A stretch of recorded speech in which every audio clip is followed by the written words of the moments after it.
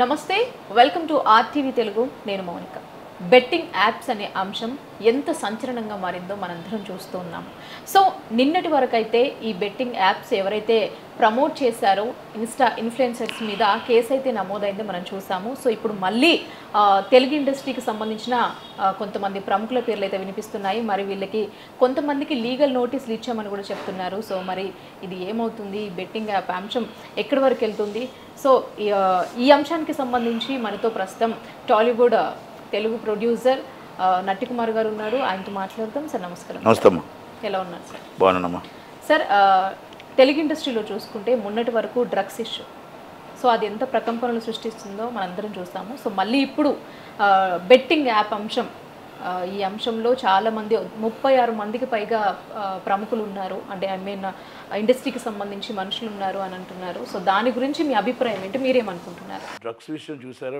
ప్రముఖుల గురించి చెప్పారు కదా డ్రగ్స్ విషయంలో మళ్ళీ మీకు ఆల్రెడీ క్లీన్ చిట్ కూడా ఇచ్చారు అది కూడా గుర్తుపెట్టుకోవాలిగా అంటే ఎంత అడావాడు చేశారో అందరినీ ఎలా లైన్ కట్టి సినిమా టికెట్లు లైన్ కట్టించారో మళ్ళీ క్లీన్ చిట్ కూడా ఇచ్చారు గత ప్రభుత్వం ఈ ప్రభుత్వం ఇప్పుడు ఈ అడావాళ్ళు ఏం చేస్తుందో చూద్దాం అప్పుడు పోలీస్ స్టేషన్లు ఉన్నాయి అప్పుడు కోర్టులు ఉన్నాయి అప్పుడు తప్పులు నేరాలు చేసిన వాళ్ళ మీద శిక్షలు వేశారు అయితే అంతమంది మీద కూడా తీసుకొచ్చిన తర్వాత లాస్ట్కి ఎలా క్లీన్ చిట్ వచ్చిందని ఇప్పటికీ ప్రశ్నలోనే ఉంది ఓకే నేను క్లీన్ చిట్ రాకూడదు అని చెప్పట్లా దాంట్లో 100 మందిలో ఒక్కరైనా తప్పు చేసి ఉండరా అంత తప్పు చేయకుండా పోలీసులు అంత తప్పు నిర్ణయం ఎందుకు తీసుకున్నారు పోలీసులు అంత అసమర్థతగా మొత్తం టోటల్గా ఎందుకు తీసుకొని వాళ్ళని అరెస్ట్ చేసుకుంటూ అంటే లైన్ కట్టుకుంటూ వీడియోలో వేస్తూనే ఉన్నారు బ్రేకింగ్ న్యూస్ బండి బయలుదేరింది కారు బయలుదేరింది ఆల బయలుదేరింది ఇదిగో ఇక్కడ ఆగింది వచ్చింది ఇప్పుడే మెట్టులు ఎక్కింది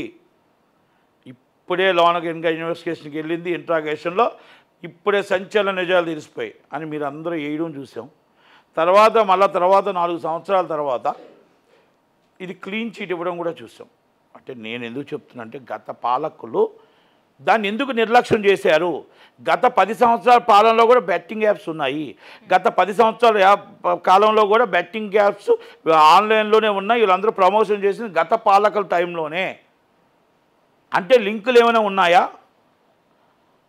లాలోచీలు ఏమైనా ఉన్నాయా పొలిటికల్ లీడర్స్ దీన్ని ఎందుకు చూడనట్టు వదిలేశారు అంటే ఆ 10 సంవత్సరాలు లైసెన్స్ ఉండిపోయిన లైసెన్స్ లేదా తెలంగాణ రాష్ట్రంలో బెట్టింగ్ యాప్స్ మొత్తం టోటల్గా పేకాట ఆడుకోవచ్చు ముడుముక్కలు ఆడుకోవచ్చు బల్లాట్లు ఆడుకోవచ్చు కేసినో ఆడుకోవచ్చు మరి ఇలాంటి కోడి పందాలు ఆడుకోవచ్చు ఏమైనా ఆ 10 సంవత్సరాలు ఏమైనా పర్మిషన్లు ఉన్నాయా ఎందుకు అడుగుతున్నానంటే గత పాలకులు చాలా గొప్ప వాళ్ళవి చాలా మంచి పాలన ఇచ్చాం చాలా పర్ఫెక్ట్ పాలన ఇచ్చాం కేటీఆర్ గారు నాయకత్వాన మేము చేసిన పాలన అద్భుతం నాట్ ఓన్లీ కేసీఆర్ గారికి ఎలాంటి ఇష్టం ఉండవు అందుకే నేను కేటీఆర్ గారి పాలన అన్నాను కేసీఆర్ గారి పాలన కాదు కేసీఆర్ గారు ఫామ్ హౌస్లోనే ఉన్నారు కేటీఆర్ గారు మాత్రమే నడిపారు 10 సంవత్సరాల పాలన మరి ఆ 10 సంవత్సరాల పాలనలో ఈ బెట్టింగ్ యాప్ల మీద ఏమైనా చర్య తీసుకున్నారా ఆ 10 సంవత్సరాల పాలనలో ప్రమోషన్ చేసే వాళ్ళ మీద ఏమైనా చర్య తీసుకున్నారా ఆ బెట్టింగ్ యాప్లలో మొత్తం చనిపోయారు ఎంతమంది రోడ్డు మీద పడిపోయారు ఆత్మహత్యలు చేసుకున్నారు వాళ్ళందరి మీద కొన్ని సానుభూతి చూపించి ఆ బెట్టింగ్ యాప్లు ఏమైనా ఆన్లైన్లో రాకుండా ఆపగలిగారా ఇప్పుడున్న రాష్ట్రం అప్పుడు పోలీస్ స్టేషన్లు ఉన్నాయి ఇప్పుడున్న రాష్ట్రం మొత్తం టోటల్గా దాని మీద సీఎం గారు ఒక దృష్టి పెట్టారేమో ఆ దృష్టి పెట్టి మొత్తం టోటల్గా ఆన్లైన్ బెట్టింగ్లో ఎంతమంది చనిపోతున్నారు ఇంతమంది ప్రమోషన్ చేస్తున్నారు వాళ్ళ మోసపోతున్నారు మాయల్లోకి వెళ్ళిపోతున్నారు కనుక దాని మీద మనం యాక్ట్ ముందు ఇమీడియట్లీ యాక్ట్ ప్రకారం తీసుకోకపోతే అవుద్దని చెప్పి ఒక ముందు అడుగు వేశారు వేసి ఫస్ట్ ఇన్ఫ్లుయెన్సర్ని యూట్యూబర్స్ మీద కేసు పెట్టారు తర్వాత ఒకటి ఆ పెద్ద హీరోలు ఎవరైతే ప్రమోషన్ చేశారో వాళ్ళందరి మీద పెట్టారు వాళ్ళందరిలో పెద్ద నాయకులందరూ బయటకు వచ్చారు నాకు తెలియదని ఒకరు చెప్పారు నేను తెలిసిన వెంటనే మాండేశానని ఇంకొకరు చెప్పారు నేను ఆల్రెడీ 9 సంవత్సరాల క్రితం నేను చేశాను అది నాకు తెలిసింది ఇది తప్పు అని తెలిసిన వెంటనే నాకు 3 ముక్కలు అంటే ఇదేనా ప్యాకెట్ అంటే ఇదేనా అని చెప్పేసి ఆయన నాకు ఇలాంటివి ఏమీ తెలియవు తెలుసుకున్న వెంటనే నేను ఆ సంవత్సరం తర్వాత మానేశాను అన్నాడు ఆయన 10 మందికి చెప్పే వ్యక్తి పవన్ కళ్యాణ్ గారికే మంచి హితబోధ చేసే వ్యక్తి, మొత్తం టోటల్ మోడీ గారికే హితబోధ చేసే వ్యక్తి, అలాగే సెక్యులరిజం అంటే ఏంటో చెప్పే వ్యక్తి, మొత్తం తెలంగాణ రాష్ట్రంలో కర్ణాటక రాష్ట్రంలో గన్మ్యాన్లు వేసుకొని వైట్ కేటగిరీతో తిరిగిన వ్యక్తి, మొత్తం టోటల్గా మహా అధ్యక్షుడిగా ఉండి నేను ప్రక్షాళన చేస్తానన్న వ్యక్తి, ప్రపంచంలోనే నాకంటా మేధావి అని చెప్పుకున్న వ్యక్తి, మేధావులు లేరు నేనే మేధావుని అని చెప్పుకున్న వ్యక్తి, ఇది నాకు తెలియదు ఇలా ఉంది అని అంటే నమ్ముతారా అని అడుగుతున్నా. ఇది మోసపూరితం కాదా, ఇది మాట అబద్ధం కాదా, ఇది మాయ కాదా, ఇది తప్పుడు మాట కాదా అని అంటాను నేను ప్రకాష్ రాజు గారిని. మీరు తప్పు చేశానని ఒప్పుకోండి, ఎస్ తెలిసే చేశాను, అది తప్పు చేశాను, ఎస్ అనుభవిస్తాను శిక్ష అని చెప్తే హుందాతనంగా ఉంటుంది తప్ప తప్పించుకోవడానికి మాట్లాడితే అది తప్పుడు నిర్ణయం అంటారని మాత్రం ప్రకాష్ రాజు గారికి చెప్తున్నా.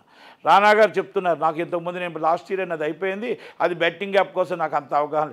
తెలంగాణలో ఇది పర్మిషన్ లేదని తెలియదా, ఆంధ్రాలో పర్మిషన్ లేదని తెలియదా, తెలుగు రాష్ట్రాల్లో తెలుగులో పర్మిషన్ లేదని తెలియదా, మీకు డబ్బు తక్కువ ఉందా, మీ తాతగారు సంపాదించిన మీ నాన్నగారు సంపాదించిన కోట్లాది కోట్లు మొత్తం మెంబర్ ఆఫ్ పార్లమెంట్గా నెంబర్ 1 ఎంపీగా మీ తాతగారు సంపాదించిన పేరుని అన్ని పేరు ప్రతిష్టల్ని మీ సంస్థల్ని ఇంతమంది ప్రజలు మీకు ఇంత సెలబ్రిటీగా మీకు ఇస్తే ఆ ప్రజలనే మీరు చంపడానికి మీరు తీసుకురావడం ఎంత దాకా కరెక్టు. మీరు అనుకుంటున్నారు ఒక యాప్ కదా, యాప్లో మేము ప్రమోషన్ చేసే సరిపోదు. ఆ యాప్ వల్ల దొంగతనాలు జరుగుతున్నాయి, దోపిడీలు జరుగుతున్నాయి, బళ్ళు దొంగతనాలు జరుగుతున్నాయి, మానభంగాలు జరుగుతున్నాయి, మడ్డలు సుపారీతో జరుగుతున్నాయి. మొత్తం టోటల్గా ఎన్నైతే అరాచక గంజాయి అమ్మి డబ్బు సంపాదించడానికి ప్రయత్నం చేస్తున్నారు, డ్రగ్స్ అమ్మడానికి ప్రయత్నం చేస్తున్నారు, ఆ డబ్బంతా బెట్టింగ్ యాప్కి వెళ్తుంది, బెట్టింగ్ యాప్ నుంచి విదేశాలకు వెళ్తుంది. మనం మొత్తం టోటల్గా మనం సర్వనాశనం అయిపోతున్నాం.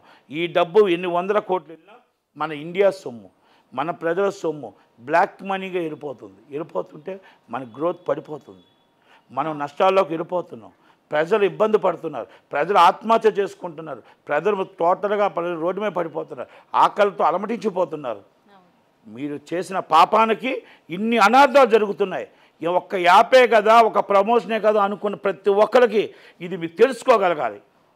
ఎందుకంటే ఇది మీ పోలీసు వాళ్ళకి ఇప్పుడైనా నేను చెప్తున్నా, దయచేసి మేము తప్పు చేసాం, తప్పు తెలుసుకున్నాం, మా వల్ల ఇన్ని అనార్థాలు జరుగుతాయని మాకు తెలియదు, ఇలాంటి యాప్లు ఉండకూడదు రాకూడదు అని ప్రతి ఒక్కరూ యాప్ను తీసి డిలీట్ చేయండి. మీరు సినిమా వాళ్ళందరూ చిత్తశుద్ధి ఉంటే ఇలాంటి యాప్ని ఎంకరేజ్ చేయకుండా బయట మొత్తం టోటల్గా మీరు అనౌన్స్ చేయండి. అలాగే నేను ఇంకో మాట కూడా ఏం చెప్తున్నానంటే, పోలీసులు కూడా మొత్తం యాప్స్ ఎవరిని తీయకుండా ఇలాంటి వాళ్ళని చిన్న వాళ్ళని అరెస్ట్ చేయాలి కదా, ఈ పెద్ద వాళ్ళని అరెస్ట్ చేయాలి. ఎందుకంటే విజయ్ దేవరకొండ అవ్వచ్చు, లేకపోతే ఇంకోటి అవ్వచ్చు, విజయ్ దేవరకొండ గారు మేము లీగల్గానే అన్నీ చూసుకున్నామండి, అది మేము ఏదైతే యాప్కి ప్రమోట్ చేస్తున్నామో అవన్నీ లీగల్గానే ఉన్నాయి కాబట్టి మేము ప్రొసీడ్ అయ్యామని ఒక ప్రశ్న. అవును, ఆయన అది చూశాను, నేను ప్రశ్న చూశాను. పోలీసులు మరి దానికి ఇమ్మీడియట్లీ వివరణ ఇవ్వాలి. మరి లీగల్ ఉన్నప్పుడు మీరు ఇక్కడ ఎందుకు ఇక్కడ ప్యాకెట్ క్లబ్లు పెట్టండి, లీగల్ ఉన్నప్పుడు కేసునో పెట్టండి, లీగల్ ఉన్నప్పుడు మొత్తం టోటల్గా అన్ని మొత్తం టోటల్గా గ్యాంబ్లింగ్ అంతా కూడా లీగల్ ఉన్నప్పుడు పెట్టియండి. మరి ఆయన చెప్తున్నాడు సుప్రీంకోర్టు ఆర్డర్ ఇచ్చింది, మేము సుప్రీంకోర్టు ఆర్డర్స్ చూసాం, అన్నీ చూసాం, మేము ఇక్కడ తెలంగాణ ఆర్డర్స్ చూసే చేసామని అంటున్నాడు. మరి అన్నీ తెలుస్తున్నప్పుడు మరి అందరూ పెట్టచ్చు కదా, మరి ఇన్లీగల్ అని ఎందుకు అంటున్నారు? ఇది విజయ్ దేవరకొండ గారు సీరియస్గా తీసుకోవాలా. ఎందుకంటే నాకు తెలిసి తెలంగాణ గవర్నమెంట్ సుప్రీంకోర్టు ఎక్కడా కూడా పర్మిషన్ ఇవ్వదు కూడా. ఏ రాష్ట్రంలోనైనా కొన్ని రాష్ట్రాల్లో కొన్ని పరిమితులు ఉన్నాయి, టూరిజం ప్యాకేజీల్లో కొన్ని పరిమితులు, కొన్ని గోవాక రాష్ట్రం పరిమితి ఉంది.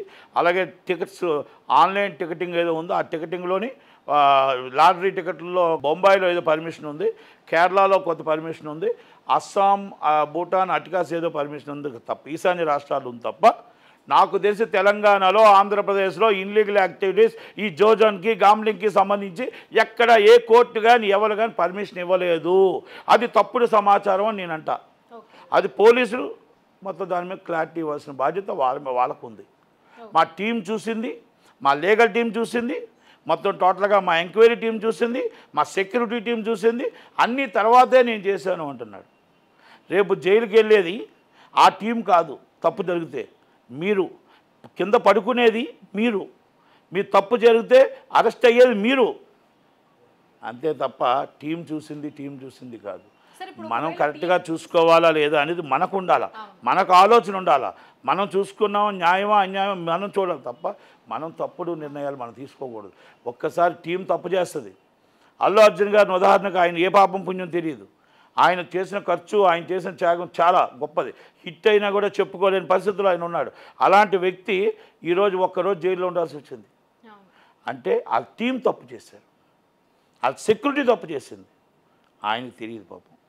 కానీ ఆ టీంని అరెస్ట్ చేయలేదే, ఆ సెక్యూరిటీని అరెస్ట్ చేయలేదే, ఆయన్ని అరెస్ట్ చేశారు. ఆయన్ని కదా లోన్ పెట్టింది, ఆయన్ని కదా జైల్లో పెట్టింది. కనుక అది అర్థం చేసుకోవాలి. యాక్ట్ చేస్తుంది నేను, మాట్లాడుతుంది నేను, మీకు రాసి ఇచ్చింది ఎవరైనా మాట్లాడుతుంది నేను, రాసి ఇచ్చిన స్క్రిప్ట్ రైటర్ కాదు నేను కదా అని ఆలోచించుకోవాలా. దయచేసి మీరు ఒక్కటిసారి పెద్ద మనసుతో ఆలోచించండి. మీరు మా టీం చెప్పింది, మా వాళ్ళు చెప్పారు, మా తమ్ముడు చెప్పాడు, మా అన్న చెప్పాడు కాదు. మీకు ఈరోజు దేశంలో సెలబ్రిటీ చేసింది ప్రజలు, మిమ్మల్ని నిలబెట్టింది ప్రజలు. మీరు తెలుగు కరమ్మ తల్లి బిడ్డగా ఈరోజు 50 కోట్లు దేశంలో తీసుకుంటున్నారు. కనుక దయచేసి మీరు ఏది చేసినా తప్పుడు నిర్ణయాలు ఇన్లీగల్ యాక్టివిటీస్కి సపోర్ట్ చేయొద్దు. ఇప్పటికైనా మంచి చేయండి, ప్రజలను కాపాడండి, ప్రజలను నిలబెట్టండి. ఇలాంటి యాప్లు కానీ, ఇలాంటి జోజువాట్లు కానీ, ఇలాంటివి కానీ వద్దు. ఉద్యోగం ముద్దు, ఇవి బెట్టింగ్ యాప్లు వద్దు అని చెయ్యండి. అందరూ మీరు ఉద్యోగాలు చేసుకోండి, పిల్లలు ఇలాంటివి ఏమైనా ఉంటే తీసేసేయండి, అరెస్ట్ చేయండి. మీ భార్యని, మీ పిల్లల్ని, మీ తల్లిదండ్రులని కాపాడుకోండి. దయచేసి మీరు ఇలాంటి వ్యసనాలకు దారి కావద్దు. బాగా ఉన్నోళ్ళు ఎవరైనా ఉంటే వాళ్ళు ఎక్కడికో వెళ్ళిపోతారు. వాళ్ళు ఎక్కడెక్కడ పర్మిషన్ ఉన్నా అక్కడికి వెళ్తారు. పోగొట్టుకుంటే వాళ్ళ ఫ్యామిలీ బాధపడుతుంది. అంతే తప్ప ఉన్నోళ్ళకి డబ్బు పోతే వాళ్ళ ఫ్యామిలీ బాధపడుతుంది, కానీ ప్రాణాలు పోవు కదా. దాంట్లో కొంతమంది దయచేసి ఇది అన్నీ అర్థం చేసుకోవాలా. కనుక సినిమా వాళ్ళందరికీ కూడా నేను చెప్తున్నా, మనకి ఇలాంటివి తప్పుడు నిర్ణయాలు తీసుకొని ఇల్లీగల్ యాక్టివిటీస్ చేసి సినిమా ఇండస్ట్రీ పరువు తీయకుండా మళ్ళీ మాకు ఇంకోటి మాకు తెలియదు అన్న మాట మీరంటే అది పచ్చిబూతుగా ఉంటుంది. కాబట్టి దయచేసి మనకి అన్ని జ్ఞానం ఉంది, అన్నీ ఉన్నాయి, జ్ఞానోదయం ఉంది, తెలివైన వాళ్ళం, 10 మందికి చెప్పేవాళ్ళం, 10 మందితో మాట్లాడేవాళ్ళం. కాబట్టి మనం తప్పుడు నిర్ణయాలు, తప్పుడు మాటలు మాట్లాడకుండా జరిగింది తప్పుకు ఒప్పుకొని దయచేసి పోలీసులు ముందు చిన్నవాళ్ళని అరెస్ట్ చేయడం కాదు, తప్పు చేసిన వాళ్ళు ఎలాంటి వాళ్ళని తీసుకొచ్చి అరెస్ట్ చేసి ఆ యాప్ వాళ్ళు ఎవరైనా చనిపోతే వాళ్ళ మీద మర్డర్ కేసు పెట్టండి. ఆ యాప్ వాళ్ళు ఎవరైనా ఆత్మహత్య చేసుకుంటే అటెంప్ట్ మర్డర్ పెట్టండి, గ్యాంబ్లింగ్ యాక్ట్ పెట్టండి. వాళ్ళని దీన్ని మొత్తం అట్లాగా మర్డర్ కేసు కింద చిత్రీకరించమని కూడా ఇన్వెస్టిగేషన్ చేసి యాక్షన్ తీసుకోవాల్సిందా మనవి.